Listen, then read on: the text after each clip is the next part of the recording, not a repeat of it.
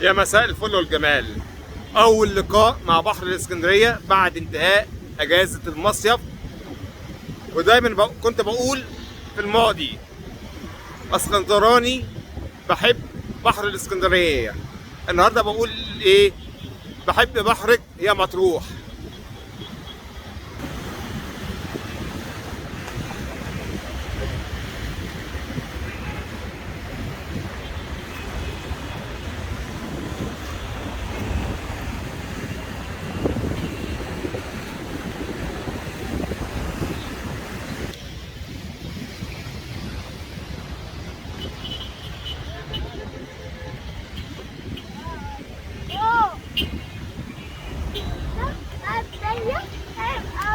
شكرا.